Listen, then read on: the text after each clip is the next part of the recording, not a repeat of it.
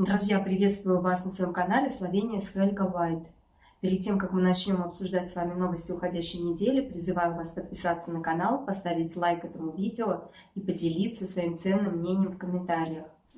1 декабря традиционно в центре Любляны зажглись праздничные огни. И на это представление пришло неимоверное количество людей. Просто яблоку негде было упасть.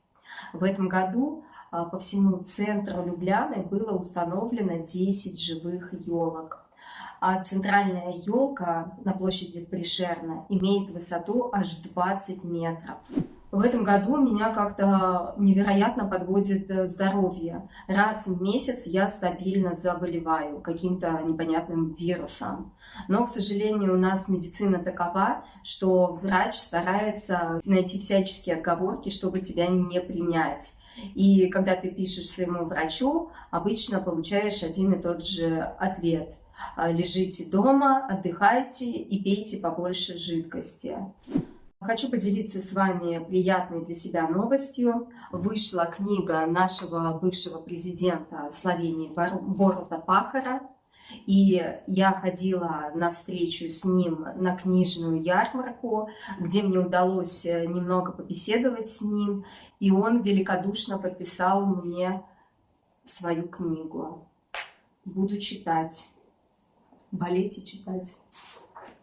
Холдинговая группа «Словенские электрарны» подверглась кибератаке. Группа «Холдинг Словенские электрарны» сокращенно называется группой HSE.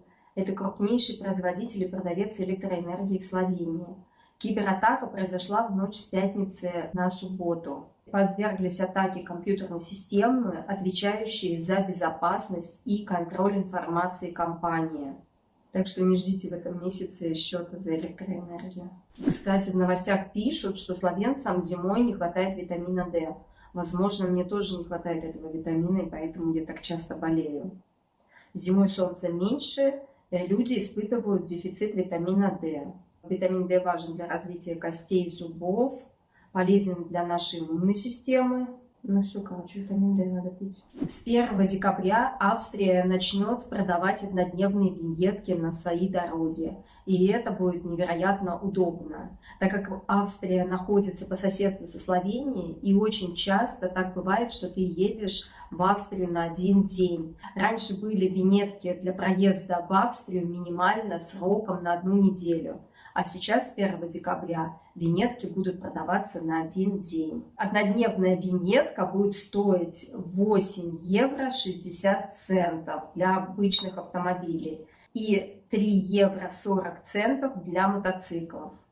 При покупке необходимо указать страну регистрации автомобиля, регистрационный номер и день, на который водитель желает использовать ежедневную виньетку. Словенская дорожная служба объявила о самой популярной ошибке на дорогах. Это езда по встречке. Водители призывают не подражать водителям на прилагаемом видео, если они пропустят съезд или развязку с трассы. Движение задним ходом на автомагистрали запрещено и очень опасно. Что делать, если вы видите транспортное средство, едущее в неправильном направлении? Дорожная служба Словении ДАРС советует сохранять спокойствие и молиться. Подождите, сохранять спокойствие, а дальше что? Вероятно, автомобиль будет двигаться по скоростной полосе, поскольку с его точки зрения это правая полоса.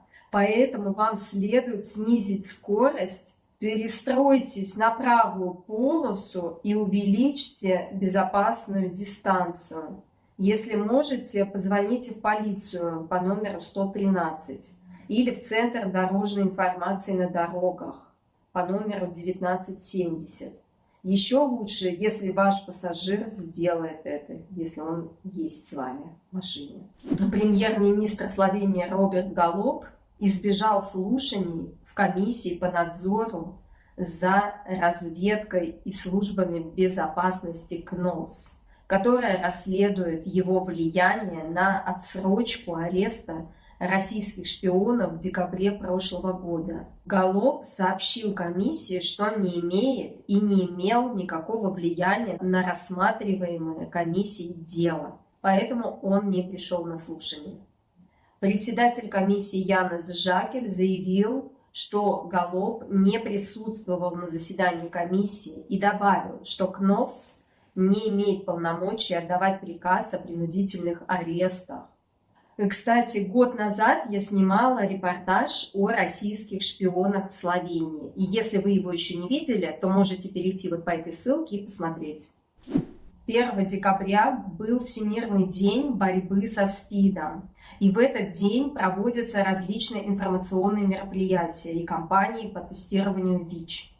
Муниципалитет Любляны приглашает всех желающих надеть красную ленточку и бесплатно посетить музей инфекций, передающихся половым путем. Музей открыл свои двери на улице Штефанова, 11. Я, кстати, вообще не знала о существовании этого музея и обязательно его посещу. К сожалению, инфекции, передающиеся половым путем, особенно среди молодежи, часто остаются незамеченными из-за незнания их симптомов, что позволяет им беспрепятственно распространяться.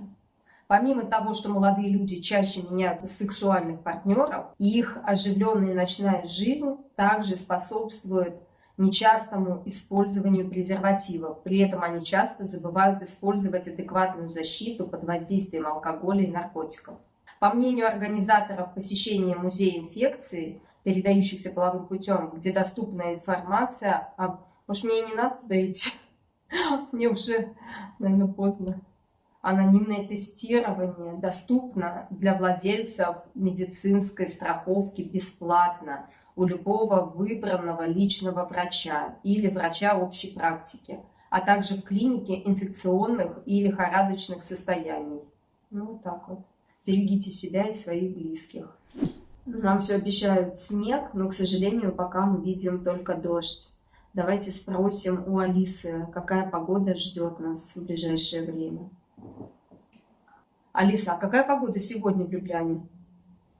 Сейчас в Любляне температура плюс 3 градуса, на 12 градусов холоднее, чем сегодня. Утром ожидается слабый снег. Ветер слабый 2-3 метра в секунду. Алиса, спасибо тебе большое. Приятно иметь дело с вежливым человеком. Друзья, на этом мои короткие новости подошли к концу. Не забывайте, пожалуйста, подписываться на канал, ставить лайки, делиться своим ценным мнением в комментариях. Пока-пока, до новых встреч!